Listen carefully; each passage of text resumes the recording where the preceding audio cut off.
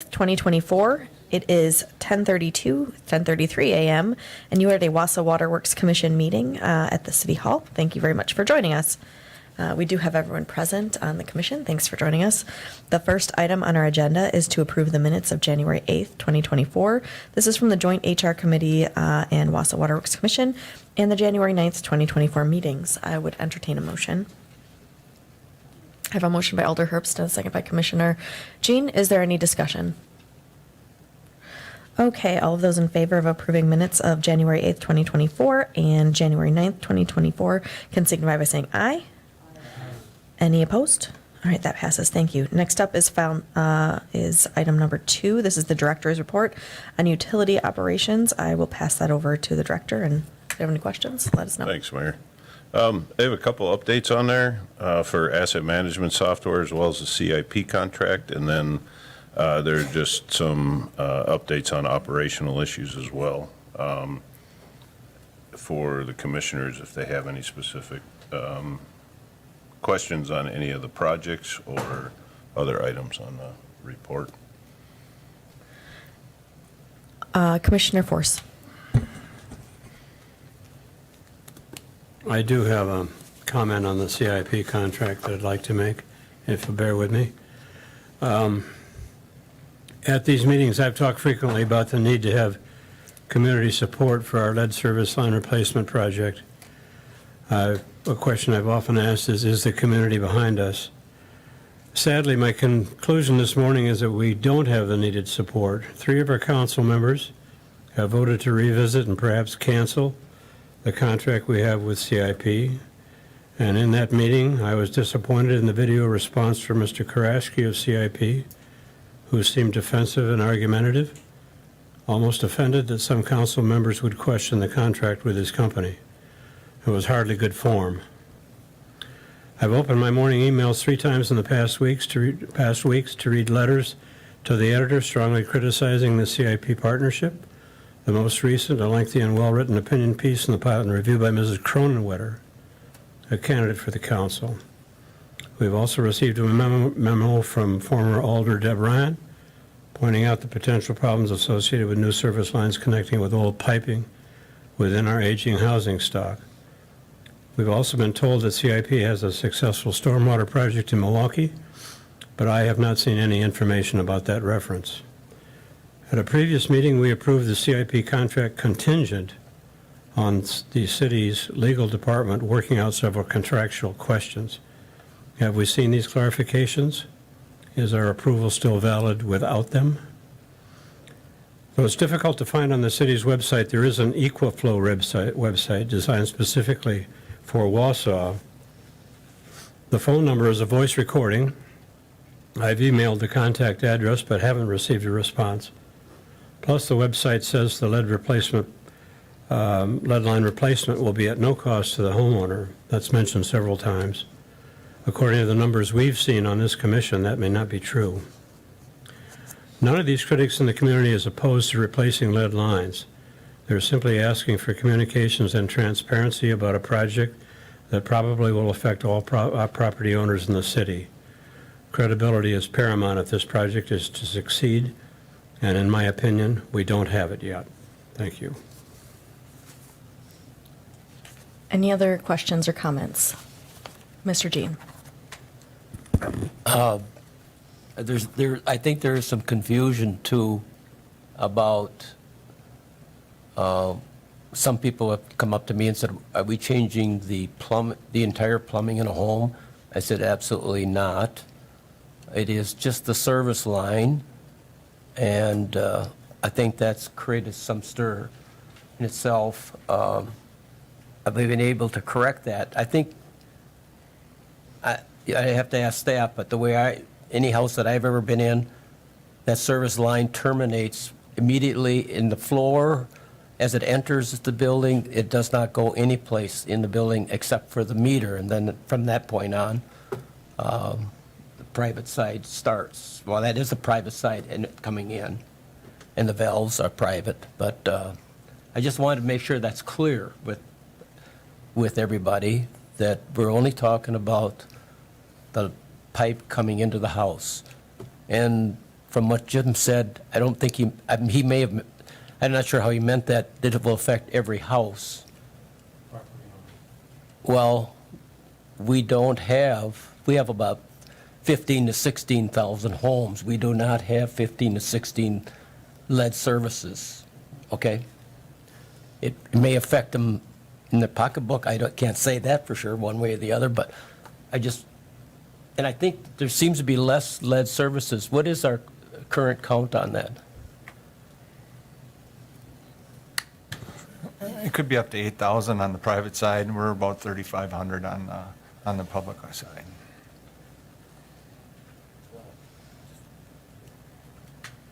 I've heard numbers less than that, so I'm hoping that is the case. Could be, that's a conservative estimate. Like even in the neighborhood that I live, there were some existing homes there, but they were on private wells when that all got annexed. And I think some of those annexations took place around mid-60s. I think that was close to the time frame that we were starting to convert or change over to copper services, but I don't know if that date is solid. Some of those older homes might have some lead service, but I know my home was built started in 78, that's copper. So I'm hoping that the number is a lot less, but that time will tell us that. Thank you. Thank you. Any other comments or questions? Mr. Robinson. For clarification, the contract has currently been approved by the council, Yes. subject to the fine points of really the issue of the contract is a council issue. If there were a motion for reconsideration, Right. Yeah. Anyone else? Alrighty, we will go ahead and move on to item number 3. It's presentation on the used anionic exchange gravel resin PFAS test results, regulations, and disposal options. Mr. Denny. May I have a chance at that last update? Okay, we don't have public comment, but since you were an alder, I'll allow it. Thank you, Mayor. Part of the CDM Smith lead service line replacement recommendation was from 2023 indicated the first step in this process is to conduct an inventory. And my understanding is that we contracted with Clark Dietz to do that inventory. What is the status of that update, and what is their scope in relation to the CIP contract moving forward that you see? Yeah. We got to make sure we answer the question, then we'll make sure we're on topic. The inventory is ongoing, so there was a inventory completed for the lead service line plan that was submitted to the DNR. And that included everything that we had in GIS, whether it was lead, not lead, or unknown service lines. We do have quite a few unknown service lines in the city, and if they're considered unknown, then they have to be classified as lead until we get eyes on them or some verification that they're not lead, or we verify that they are lead. So right now, we're in the process, that inventory is ongoing and will be probably for the next couple of years for all of the unknowns that we have in the city. So as we get into homes, as we do public outreach for each of the areas that we'll be working in, that inventory will be updated on an ongoing basis. Okay. All right, we are now on to item number 3, the presentation. I believe we have folks presenting. Yeah. Susan Watkowitz with Donahue and Associates. Hopefully WebEx is cooperating now, and Andrew Dow is available. The last communication I had from him, though, he wasn't hearing any audio. So, Andrew, can you hear us?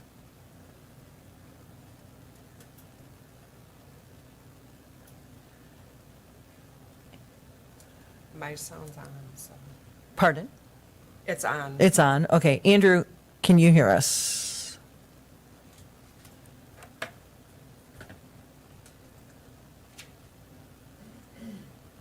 I think it's just the WebEx.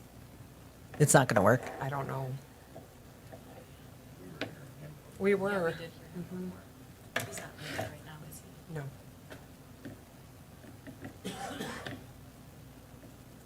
Just let me see if he can talk. See if we hear him. I'm not even able to unmute. Is he muted? Can he?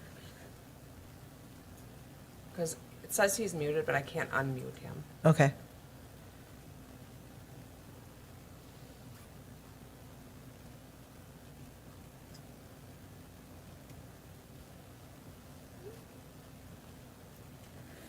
I'm just texting him, but Okay. if you don't mind giving me a Hi, this is minute. Andrew. Can everyone hear me? We can hear you. Can you hear us? Oh, no. Okay. We can hear him. I don't know. He says he should be unmuted. Yeah, Yeah, he is, we did hear him. but he can't hear us, I'm assuming. Yeah. But I don't have it on mute. Yep. Could they be going through headphones? His headphones?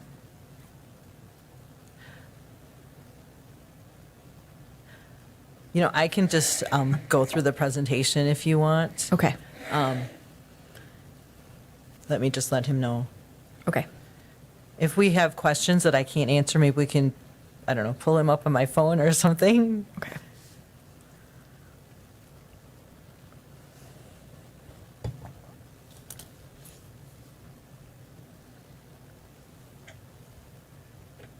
Okay. The wonders of technology, right? Okay, so in your packet, you should have received slides that talk about disposal of the spent resin from the ion exchange. And if you recall, we changed out the resin. This was a temporary measure for removal of PFAS. The resin that we have in place was not intended to remove PFAS. It's there to remove total organic carbon and color from the water. But on a temporary basis, it does remove PFAS, but for a limited amount of time. And now one more wonder of technology. Do I press the arrow to advance this? I believe so. Oh, yes. There you go. All right. Otherwise, I can do it too. All right, great.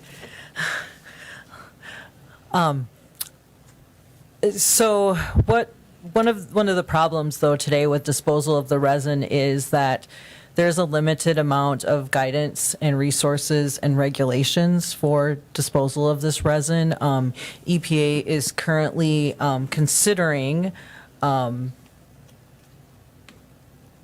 the RCRA and CERCLA laws, making this type material a hazardous waste. It's not currently classified as a hazardous waste, but we've talked to a number of contractors, and everybody is kind of hearing the same message. There's not a lot of guidance out there, and so it's challenging to figure out what to do with this material. Not a lot of companies are willing to take it. So really the options shown on the next slide are to keep it on site. We currently have 8 dumpsters full of the spent resin and the support gravels on site. They're 20 and 30-yard dumpsters. There was plastic placed in those dumpsters. Any residual moisture was pumped out of them. The dumpsters are currently covered and secured, but they are on site at the drinking water plant. So one option is to continue to store it and take more time. The problem with that is it costs money to store the material, potentially up to a $70,000 purchase of the dumpsters to keep it on site, depending on the amount of time that we would keep it on site. Another option is a solid waste landfill, and that would be like, for example, a local landfill. Certainly lower transport costs, but right now regulatory uncertainty, as those type facilities are not getting great guidance on what to do with the material. In talking to a local landfill, they just aren't getting great information from, like, for example, the Department of Natural Resources on their ability to take this material. Another option is a hazardous waste landfill, and that would be a RCRA subtitle C landfill, where the receiver, the landfill, the company takes all of the liability for the material. The city is basically free of it. Certainly with that option, there are fewer environmental uncertainties, but it is, more expensive. You have a map in your packet on the next slide that shows the locations of those facilities. So certainly the transportation costs are significant when we get to those. The fourth option is a hazardous waste incinerator. We would anticipate from this type of facility at least partial PFAS destruction. Certainly the jury's a bit out on destruction of PFAS by incineration and what happens with the material if we're transferring, it to the air, and how much destruction is happening. But in that case, the receiver would take all of the liability. That option has the highest cost. There, again, like I mentioned, some environmental uncertainties. For example, the combustion products, we're still not quite certain what happens with the material. So the next slide shows the options that we investigated. And I think it's a little hard to tell from the colors on this slide. Hopefully any printout you have is a little better. Certainly we looked at the solid waste facility locally at Marathon County. We looked at another solid waste facility in Wisconsin. And then the companies that were mentioned on the second slide, facilities with Clean Harbors, U.S. Ecology, and Waste Management. Either RCRA hazardous waste landfills or an incinerator.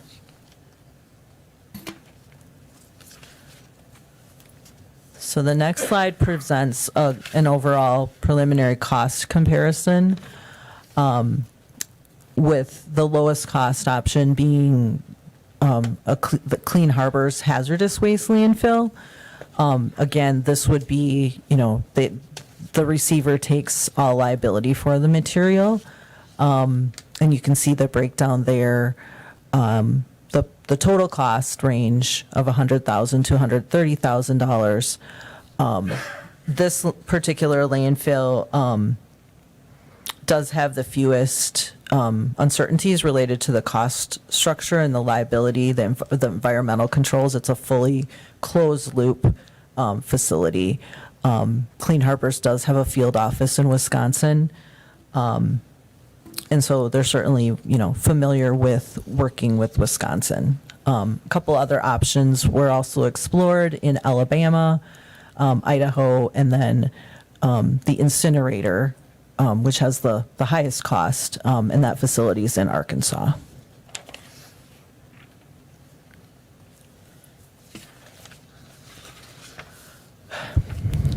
So this slide brings you to a recommendation and a budget. Here you can see, and this, what we did is we just took out the cost for the resin replacement as they stand now. The first line there, the resin change out, that's the contracted cost of the resin, the labor on site to remove that resin and to store it right now. The replacement resin you can see is the largest cost.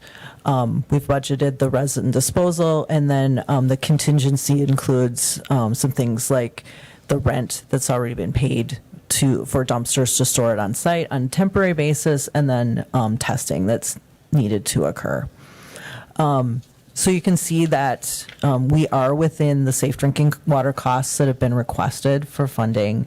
And our recommendation would be to proceed with a disposal contract with Clean Harbors and move, allow them to take the material, take the liability for it, and dispose of it.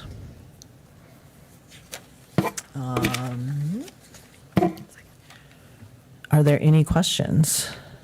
Yes, but I'm going to start with Commissioner Robinson. Yeah.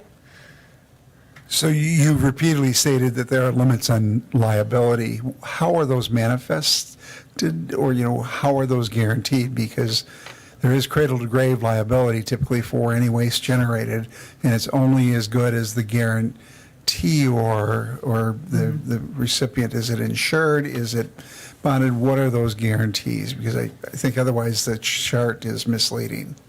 I don't have those in front of me. That's certainly additional information we could provide to you if you're looking for the specific, like, legal documentation. Well, I'm looking at, legal documentation is good until I get it. I understand. there's no entity there. And my past experience has been chasing down parties who've contributed waste to landfills, Correct. who thought that they were innocent parties, only to find out that there was liability at a later date. Mm-hmm. So how are those? Are they contractual? Are they insured? Are they bonded? When we start making statements and doing comparisons, and you're stating that there's no liability for the city, or the utility, that's limited. Sure. And our intention here was to have Andrew Dow, who's been working on this in a detailed manner. Do you mind if I phoned a friend? You've got the one friend call. One phone call.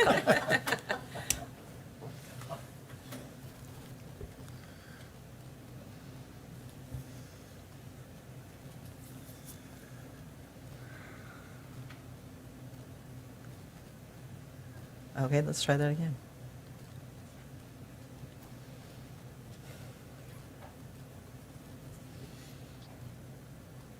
Hey, Andrew, I've got one phone call here for Phone a Friend, if you recall that game show. I'm going to try and just see if this might work to put Andrew on my speakerphone. Do you mind talking into the microphone? The question is, what is the mechanism for like the indemnification for, like, for example, Clean Harbors? Is it contractual? Is there an insurance policy that's provided? Do you have that information?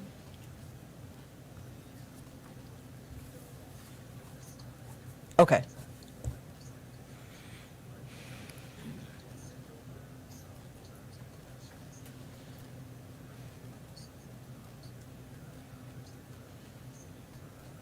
Okay.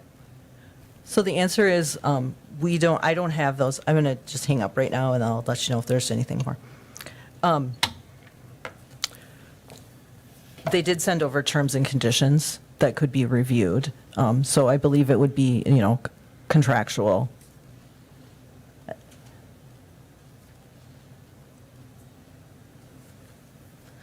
Commissioner Force.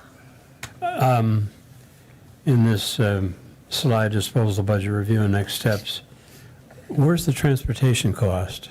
Is that buried in here somewhere? The transportation cost is in the resin disposal. So Okay. that cost there includes transportation and the disposal. Okay, so their vehicles come here and haul the material away. Correct.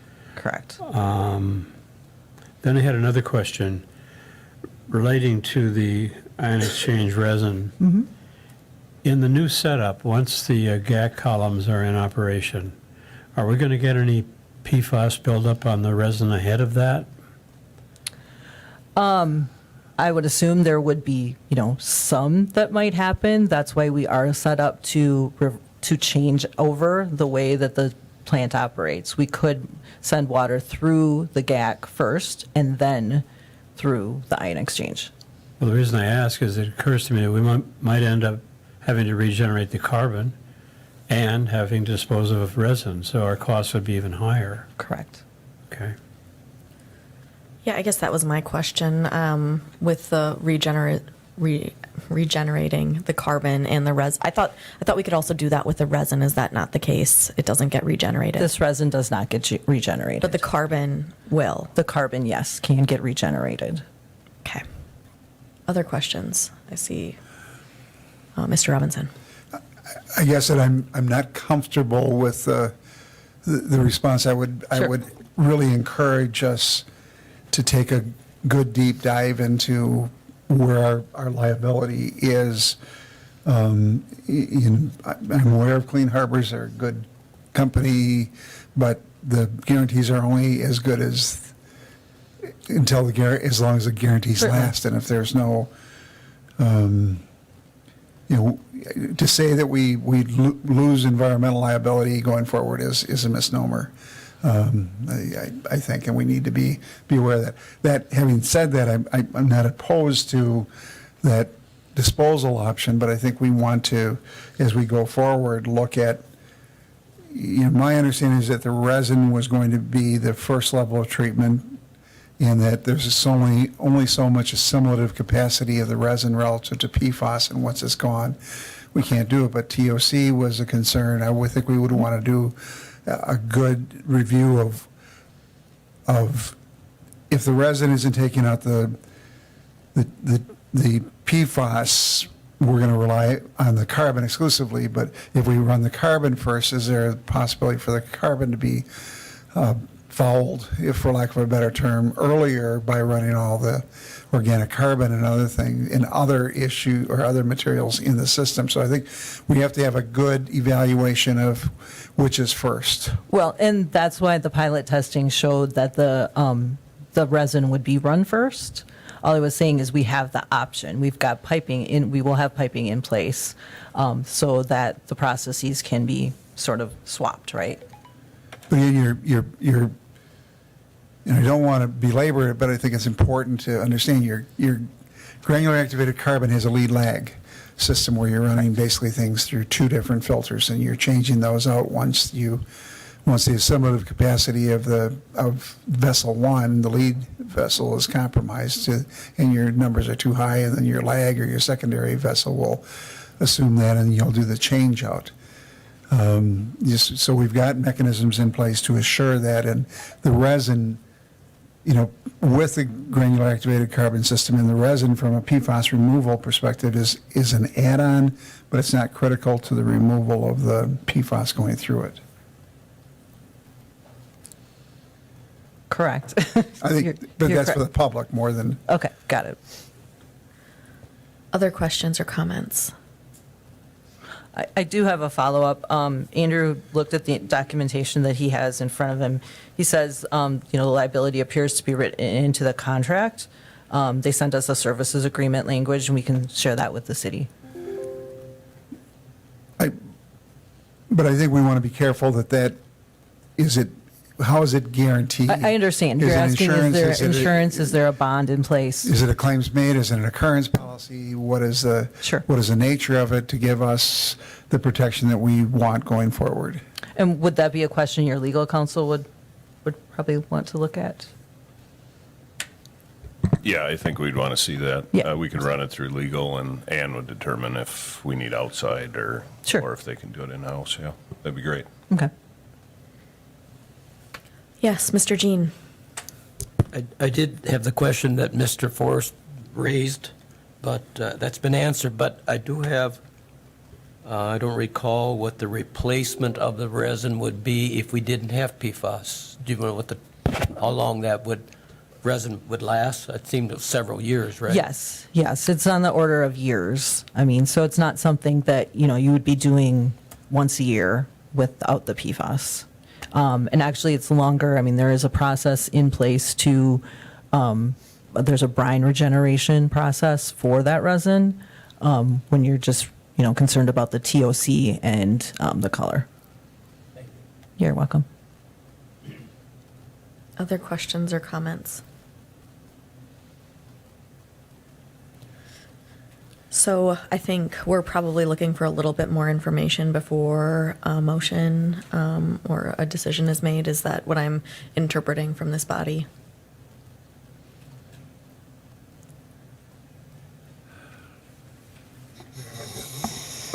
Well, Mr. Robinson. we're incurring $3,000 a month in charges, so I'm comfortable with authorizing the execution of a contract subject to acceptable liability protection concerns for the city. And I think Sure. that would be up to the attorneys to look at it, but I think we want to make sure if it's no better than the Marathon County landfill in terms of guarantees, then we need to know that. And I'm not advocating sending it to the Marathon County landfill because I don't think they would take it, but I think we want to have as strong of guarantees and protections for the utility in the city as possible. Makes sense. Okay, so it sounds like you're interested in pursuing an agreement. We'd like to understand more about, subject to the liability and more details around it. Is that something, I just want to clarify, is that something you'd want to have come back here at a next meeting to approve, or are you good with the attorney going through it and?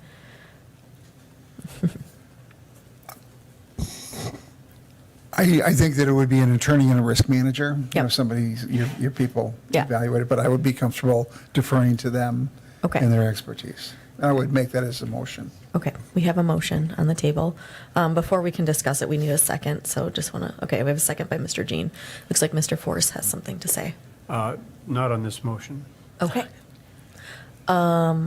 Anyone with anything to say about this motion? And just to clarify for everyone, we would be voting to approve the contract contingent on our attorneys and internal teams reviewing that contract, ensuring they understand the risk and liability of using this hazardous waste disposal mechanism here. Yes. I would just clarify, it's contingent upon sufficient guarantees and assurances being in place to limit the Guarantees and role. assurances, yes, absolutely. Okay. All right, I see nobody requesting to speak, so I guess all in favor of approving this can signify by saying aye. Aye. Is there any opposition? Okay, that passes. Mr. Force, it sounds like you had something to say. Yeah, just a question on the dumpsters. You said we had 3 dumpsters full or 7? 8. 8. And how long could we continue that process of just storing these in dumpsters? We have to buy some more dumpsters, right? Or do we rent them? We're renting them currently. We would need to purchase them likely, say, by the end of March, end of February, end of March, because the company that's supplying them right now would like them back. But if you purchase the dumpsters, you could keep storing it indefinitely. I mean, there's Yeah, space out I'm just there. looking at what the time frame might be if this contract gets snarled up or Sure. not passed, or we Sure. go in a different direction. Yeah. We would still have some ability to. There's to still store some this time, material. to store it, Okay, yeah. thank- Yeah. Thanks a lot. Mr. Robinson? I think we want to just be cognizant of the fact that EPA is looking at listing this as a hazardous waste, which then will change your dynamics and your storage capabilities.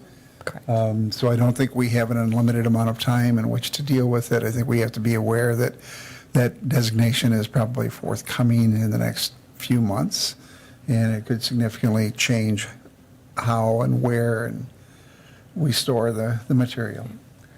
And I do know that communities like Marinette, for instance, ship their spent waste via train to Oregon. So I know that's pretty expensive, and they have a responsible party who's currently paying for it. Yeah. And this would be going by truck to the facility in Ontario. Bless you. Any other questions or comments related to this topic? Thank you. All right, thank you. All right, we are now on to file number 5, discussion on a lead service line replacement ordinance. So we've been talking about this fairly frequently at each of our commission meetings. There's been a lot of discussion back and forth on what the ordinance should include, how to kind of fine tune it, the language, financing, and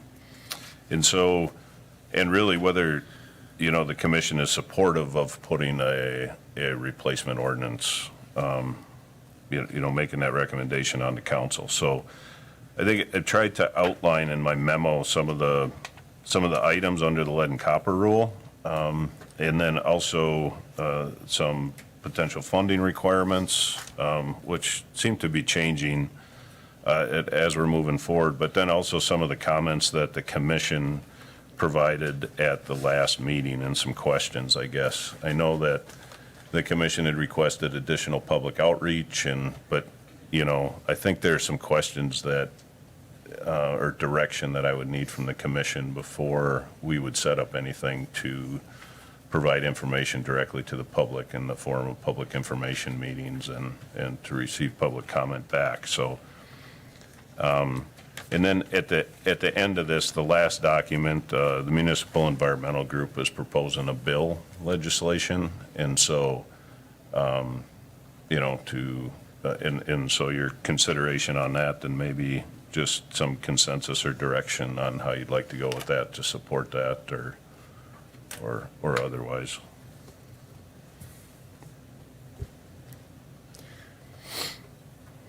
Any comments from this body?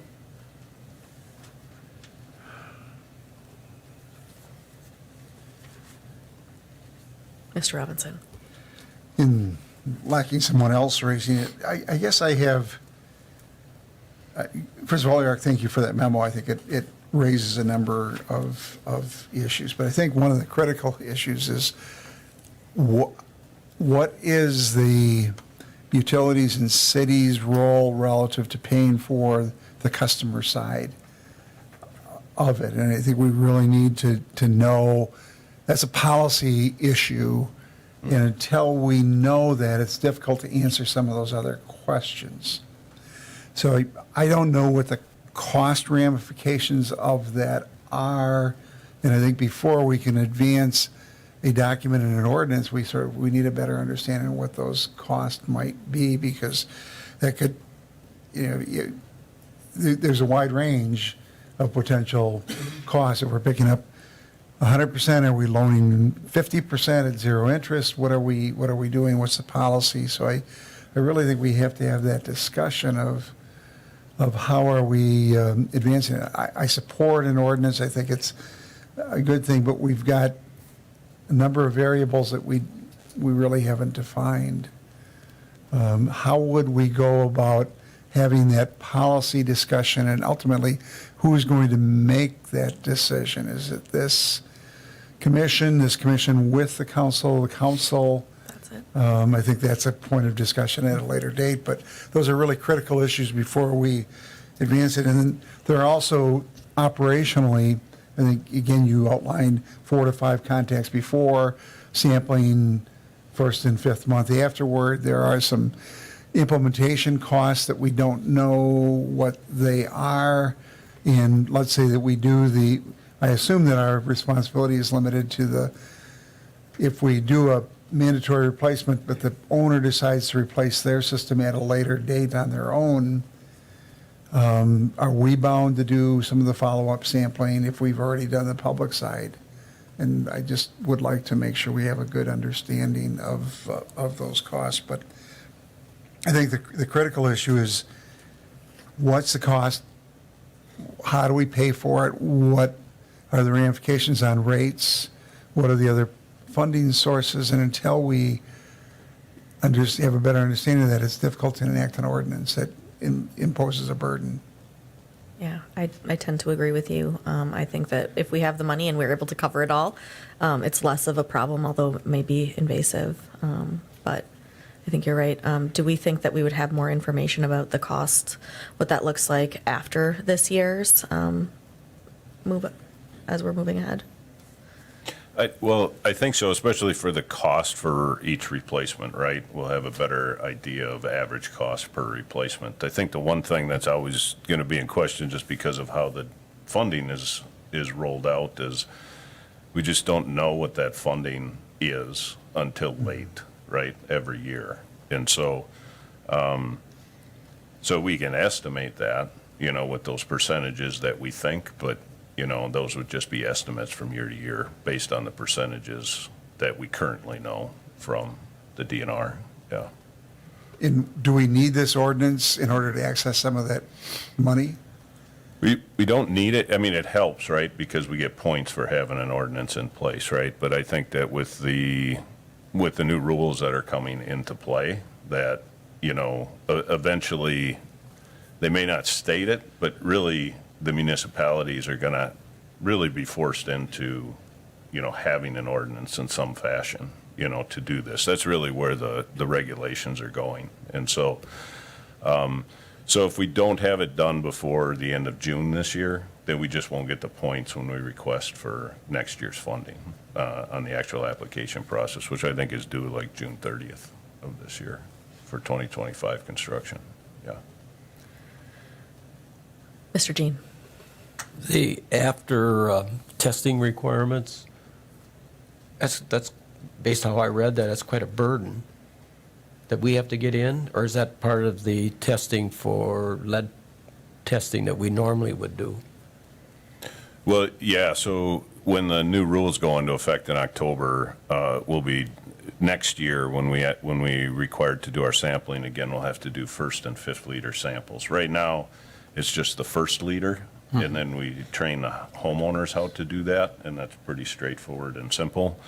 But when we're looking at trying to get a fifth liter sample, I think, our best practice is going to be to do it, for us to get in the homes and do that, which is going to be a lot of time. Plus, we're going to have to do it twice a year versus once a year. So we're doubling up the number of samples beginning in '25. And Joe, I think you were going more along the lines of replacements. So Oh. with the new lead and copper rule, we will be required to offer sampling initially upon the replacement and then follow up at 6 months. We will have to offer pitchers and replacement filters as well. Do you think we'd have to do that for each and every one, or could we demonstrate that we're not seeing any lead? No, it's pretty Oh, so spelled we're out gonna, in so the we're gonna new be rule. stuck with that anyway. Correct. Okay. That is a burden, I can tell you that. Staffing wise. Other questions?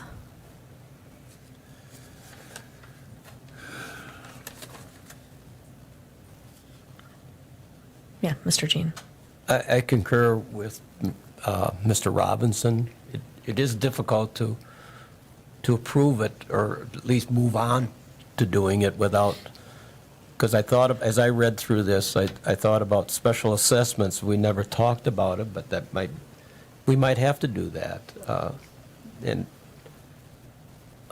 because it is a burden, but we can't chase this away, I don't think, because this is a great opportunity for us to get this job done. So. Yeah, I will say this isn't agendized for action, so it's more for discussion here. And maybe having that direction of what kind of information we need. So cost, we do understand that the new lead rule, first and fifth liter, they're asking you to count the highest one, the number, for lead action. It doesn't matter which one it is. So no matter what. I saw Mr. Force. Yeah, Eric, I think you want us to address these questions, or at least comment on them, under the LSL ordinance questions to be answered. Do we want a mandatory LSL replacement? My impression is that we must have one, or we're not eligible for all of the funds that are available. I may be mistaken in that, but I thought that was the nature of our discussion previously. Does the commission want there to be zero cost or some cost for private side LSL replacement to the homeowners? If it's at all possible, I would like to see zero cost. I know that may be a Pollyanna view of this, but I would really like to see there be no cost, if that's at all possible, to homeowners in addition to the rates that we're already charging. So that's my response to those two questions. Thank you. Yeah, I appreciate that. Yeah, I'm trying to get a direction on what information that I can provide so we can have further discussions about this and provide some direction, on what we're going to do. So I think Mayor and I will talk, and I think after today's discussion, we'll try to focus in on a few things that we've heard today, but, Yeah. Mayor, I did have one other comment. Many meetings ago, we looked at an inventory of the lead lines in the city, and we were trying to identify the most critical areas, critical neighborhoods. Are we still operating with that map or with that set of standards? we are, and so. Because let's say we have X amount of dollars, and we could do maybe half of what we want to do, but I want to make sure that the half we do is in the most critical areas, that we do those first. Yeah, so the smallest areas that we can focus on when we apply for funding are census tracts. And so those census tracts are the ones that we're focused on, that were highlighted in the replacement plan. Yeah. What other questions or direction? Okay. Do you feel like you have I think I enough have a to start. continue Yeah. moving forward? Okay. Appreciate it. Thank you. All right. Item number 6, discussion on the sanitary survey report and notice of noncompliance. Oh, Mr. Killian. Thank you, Madam Chair. I just, some good comments from the commission. I think, the cost element certainly is a factor. There are other elements as well, I think, in a program that's this expansive, as well as that has such a high cost attached to it. I think the mayor used a good term or description, the word was invasive. And I think what it reflects is just the manner and nature of the program in terms of interfacing with our citizens at their homes. And I think a portion of this that goes beyond just financial and fiscal vetting. Yes, we need to know the costs, but the commission had dealt with an agreement related to this prior to it coming to the council, and I think there were things that were unknown to the council at the first stab, and I guess I would just like to convey to the commission that I think it's important to me, as in District 3, representing feelings and speaking for citizens, that whoever is doing this, that they are completely vetted. And not just a simple financial vetting process. Like if there are going to be people that are invasively working with citizens in the district, I just hope that whoever that's going to be, that history and reputation is pristine and unblemished, because with this type of endeavor, it is going to be important. I think Mr. Force said it well, that the credibility and confidence in the program will be of paramount importance in its success. So I just, rather not see a lot more surprises and make sure that anyone involved has been completely vetted, because when I've asked internally about this, the answer I've got is that has not really occurred. So that's just my commentary on this. Thank you.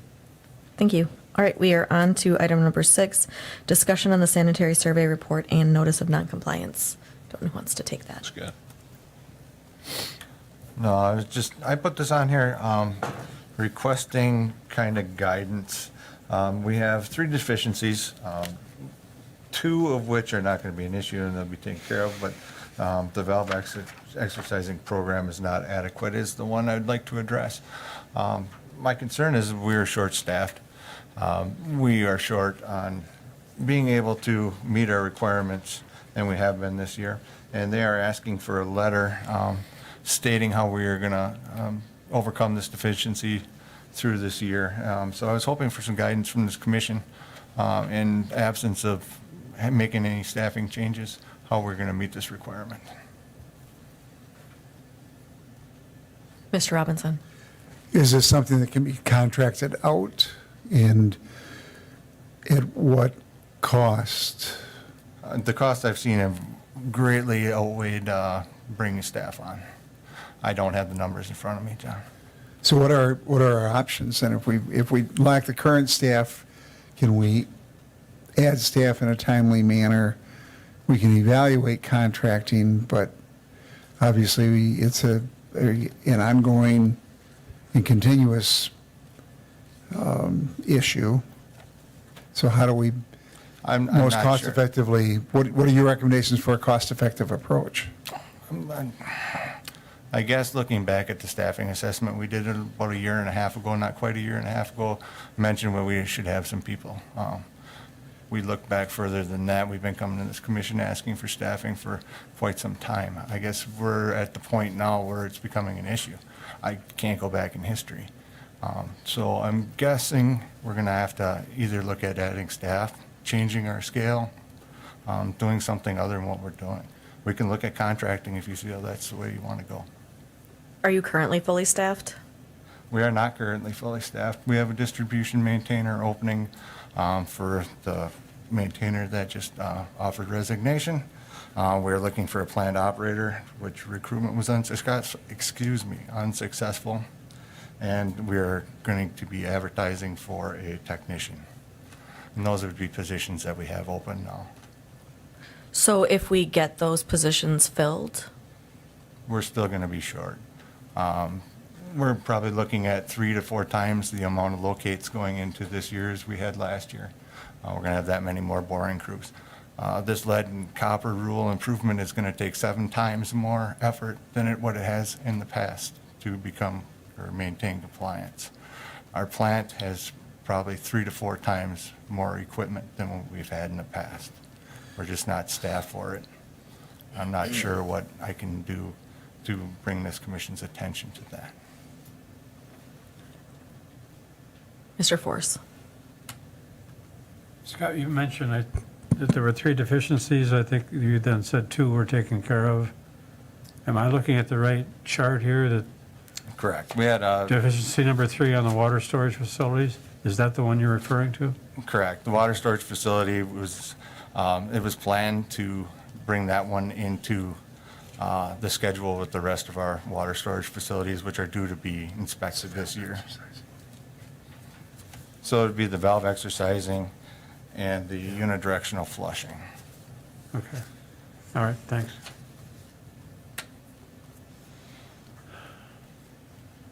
Mr. Jean?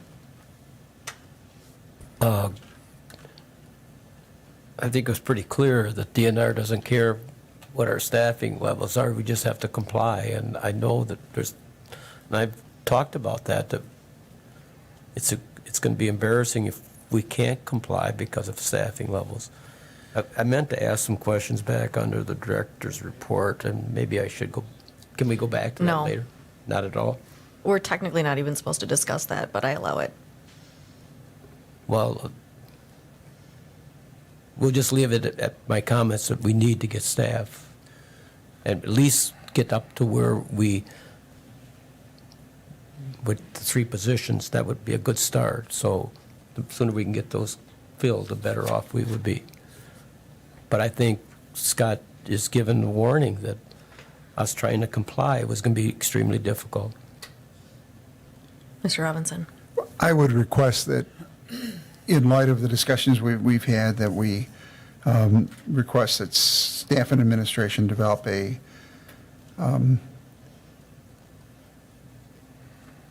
options, recommendations relative to staffing to accomplish both the lead service line replacement and to address the ongoing operational issues associated with valve exercising and other things, and bring that back to the commission.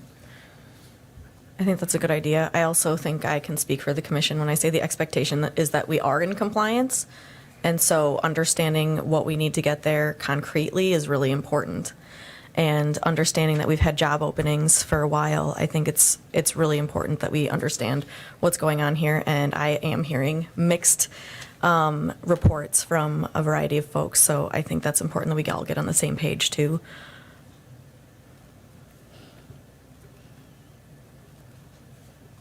All right, moving on to item number 7, discussion on the wastewater PFAS sampling results from December 2023.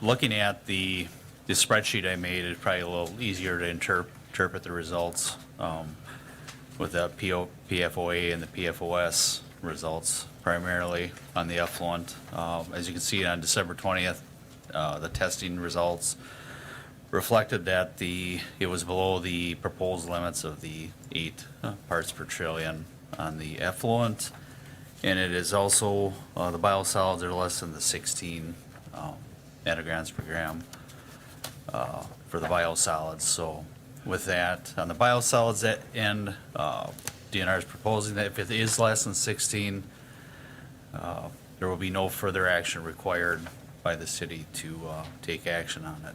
As you can see, the results reflect that all the testing periods are less than that 16. Are there any questions or comments here? Mr. Jean? It isn't quite directed at this report, but I'm pleased to see those numbers that way.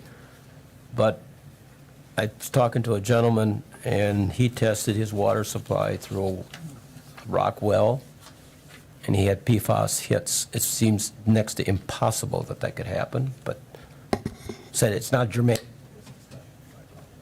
Mr. Robinson? There will be residual PFAS in the distribution system that will be released over time. So what leaves the plant isn't necessarily what is in the tap. And I think there's the potential for PFAS in the distribution system to be released and therefore move through. And we just hope that that's at a low and acceptable level. Other questions or comments? I would just like to add that on the January 5th, 2021 results, I misplaced the influent results, which read on the report are actually the effluent results. So I'll make that correction on the next update. Okay, thank you. Thank you. All right, item number 8, discussion and possible action for sole sourcing of magnesium hydroxide.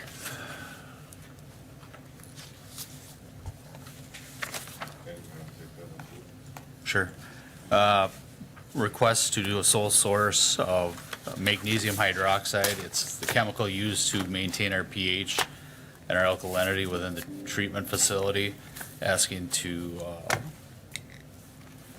create a new purchase order in the amount of $252,000, which is the 2024 budgeted amount.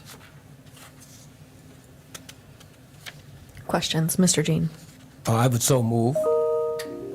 Okay, it looks like we have a motion. And I have a second by Herbst. Any questions or comments here? I'm not seeing anybody. So all of those in favor of approving the sole sourcing of magnesium hydroxide can signify by saying aye. Aye. Is there any opposition? All right, thank you.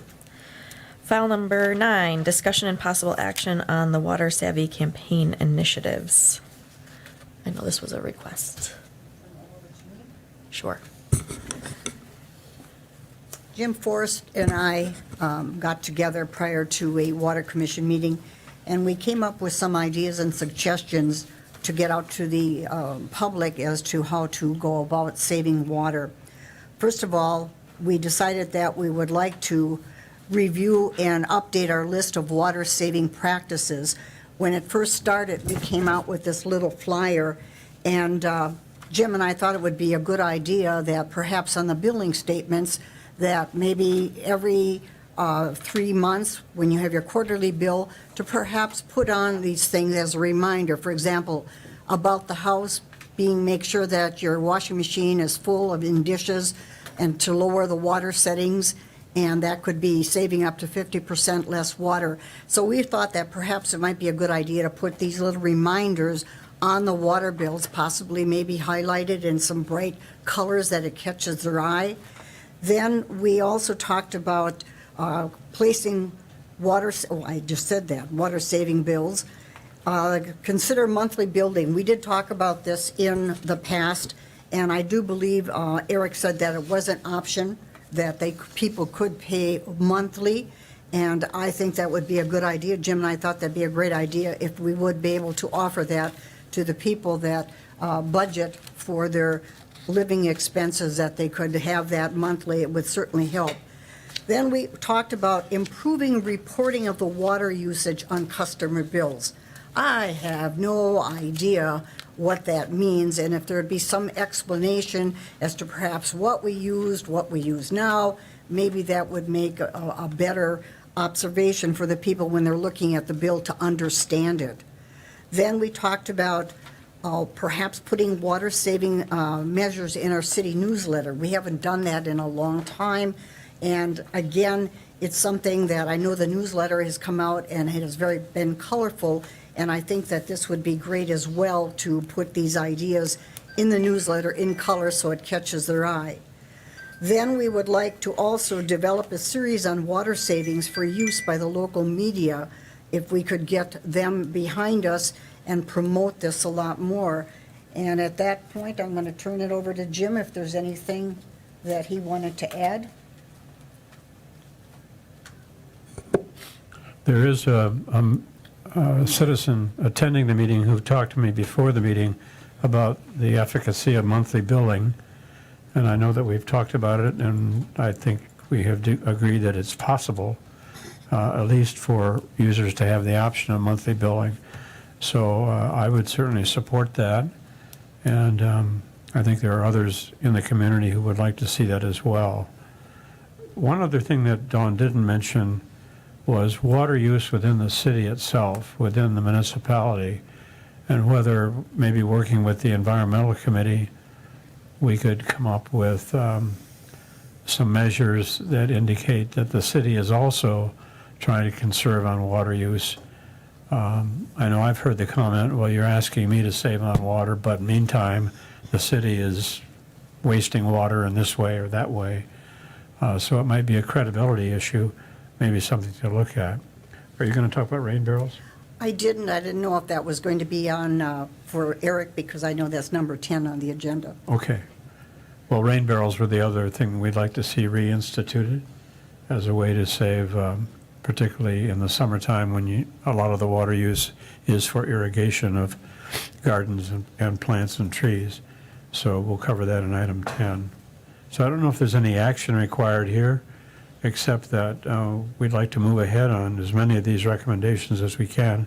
And I guess if there are any reasons why we can't do some of these things, maybe that would be a good topic to bring up at this point. I feel like you may have summoned our finance director. She just appeared. Maybe you have something to share related to this.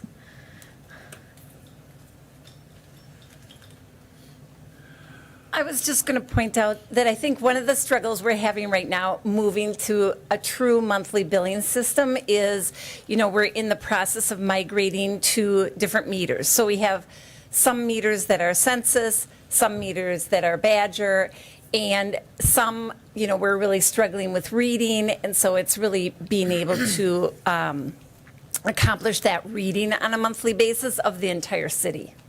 Because we'll be billing the entire city under monthly billing, but I think we could definitely put something in the newsletter to say, hey, if you would prefer to pay monthly, you can calculate your bill, using just dividing by 3 and pay monthly, and how to, the steps that you would need to do to accomplish that. We definitely could do that. And, we haven't really talked lately about how we would move to being able to read all those meters for the entire city on a monthly basis, but we could definitely, I know we've been ordering a lot of meters, so not sure exactly where we are on that process.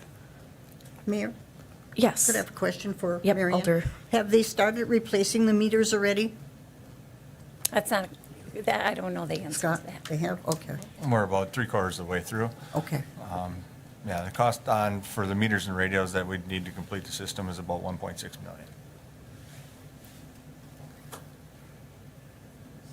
Mr. Forrest. We've talked about this before, but what about the redesign of the bill itself to respond to Dawn's concerns about being able to read it and calculate more accurately? I know cubic feet is not something that the average U.S. citizen talks about. Gallons is much more common and understood, but I don't know if we're locked into a system where we can't change it, or if we could change it. We could certainly calculate cubic feet into gallons on the bill. We've been, I guess, hampered by some of the software that we've had in the past and some of the changing over. We're also have staffing restrictions. I mean, right now we have one person that handles all the billing through the finance department. Right. That's one person. That's going to be a challenge for one person to go from 5,000 bills a month to 15,000 plus. And the cost, it will be more expensive because you'll have your mailing costs, things like that. I mean, we could definitely put together what we think the cost would be if we went to monthly billing. And we could experiment with some educational of how to change cubic feet to gallons. There is a mathematic little process you go through that isn't very hard, but I don't know it off the top of my head. 7.48. Okay. Boom. Mr. Force. Well, I think there are two issues here. One is the monthly billing, monthly payment. Right. And I Absolutely. understand that going to a monthly billing might require a lot of back office time and work. But going to a monthly payment, if we could just communicate to ratepayers that, if they're getting a bill of $300 a quarter, they could pay $100 a month. Right. They just need to do that and let us know that that's what they're doing. Yeah. And they don't even have to let us know. I mean, we have a lot of people who pay monthly today, Okay. and they just, Okay, but send we money would every need to month. let people know Yep. that they could do We could that. definitely put something in the newsletter. Right, I and think the important part for them to recognize is there's like a catch-up, right? So you have to have your bill paid so that that period of transition, they're going to be making double payments so that that payment, when it comes due, there's sufficient funds there. Okay, it's not unlike the power bill. Your Well, electric bill comes yeah. based on an estimate, and then at the end of the year, you either have to pay a little more or maybe a little less. Right, Depending on how it worked out. right. So I think that's what you're talking about. And then the other issue is the design of the bill itself. And that's where we were talking about, when it just says 16 cubic whatever. Sure. And you're thinking, how much is that? Right. Because I know my shower uses 10 gallons, but the calculation is difficult. So Sure. that's a separate issue. And I would hope we could make some progress on that. Yeah, and I guess what I was saying is, if it's summer, let's say, and they're sprinkling, and their bill is higher, they're going to have to look at that last bill and say, oh, like the bill is $400. I only anticipated it was going to be $300, and they're going to have to then make up that final amount. Whereas when you have the budget plan with Wisconsin Public Service, they go back 12 months and set your estimate up based on that 12-month, and they're doing the calculation, and you're basically held harmless for any shortfall, right? They do a true up on a certain month, and there's no late penalty or anything like that. Here, they have to meet that quarterly bill, the obligation of that quarterly bill. So it's slightly different. It would require a little bit more management on the water users' part to ensure that they had met those requirements. Mr. Robinson.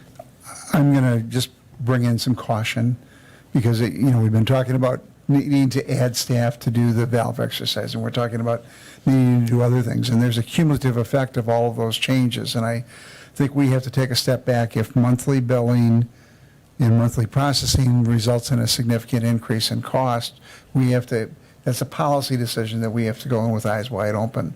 And, to pay your current bill over the next 3 months creates cash flow issues for the utility and probably incurs interest and late charges for Right, people. And that- we have to make sure that that is understood.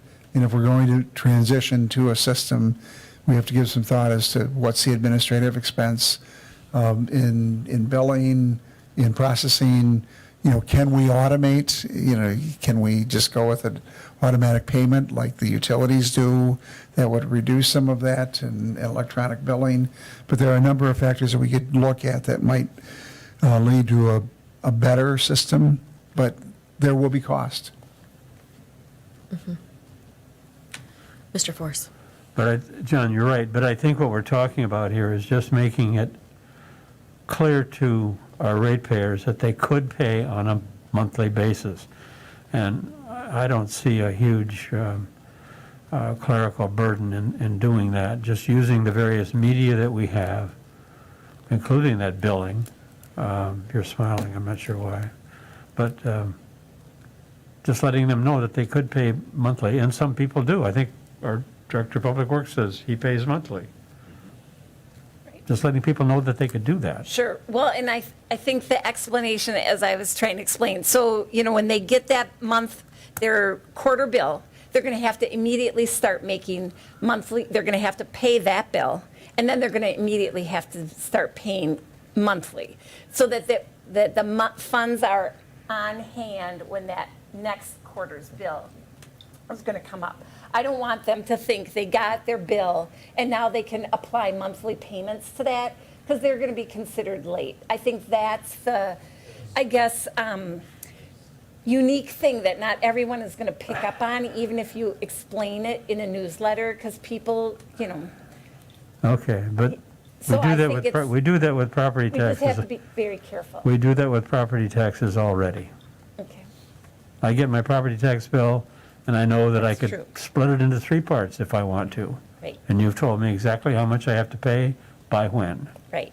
and I do that. But you're in tune to government, and you're No, maybe a good, I'm just saying financial we already do manager. something similar, that's all Okay. I'm saying. Anyone? Alder Herbst. Thank you, Mayor. I don't have any comment regarding the billing, but back to the rain barrels, Eric, I don't remember how that got into motion. Did you start the ball rolling, so to speak? It was actually a recommendation from the commission, and so then we did some research on it, and then that's how it kind of got, moving forward, so. Mr. Force. And Eric, I must ask, if we ask the city to reinstitute the rain barrel program, is that going to be burdensome on you? No, because we really don't manage that, We have a pretty good outfit that does that for us, and it's really just handing them out once they get here, so it's minimal. I just want to be clear, are we going to move on to item number 10, or was there any action you wanted to take on number 9, or just you want some more information on the costs related to implementing some of these programming? Is that fair? Okay, we're going to then officially move on to item 10, which is discussion and possible action on approving the rain barrel program and associated subsidy for cost of the rain barrels. So, I'll pass it over to you. Okay, thanks. I put in the information, from the past, and I've been in touch with Rainwater Solutions again, and they're, definitely willing to help us out and do the program just like we did before. They set up the website.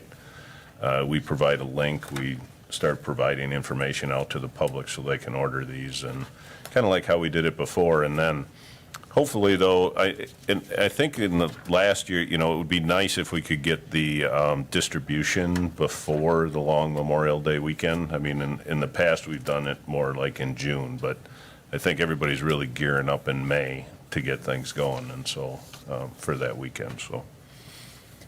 Questions, comments? Mr. Force. I know that it's not a lot of work on our part, but there is that distribution day when people pick up their barrels, and we do have to have people there to help them do that and keep the records. I had thought before, 2 or 3 years ago when we did this, that maybe we could get like a scout troop or a youth group as a service project to help us with that and take the burden off city employees. It's a good idea. Staff can reach out and see if there's any organization that'd be interested in that. Mayor? Yes. I just have to remind Eric, a lot of the Water Commission people were there that day, and that was a lot of fun. Mayor was there too, even though it was pouring rain. It was indeed.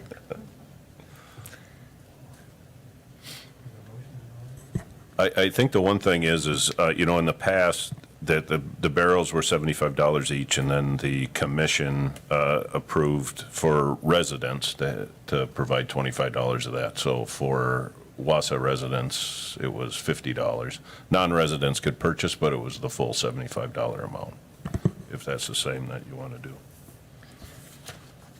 So if this body has a direction they'd like to move, maybe they would make that in the form of a motion.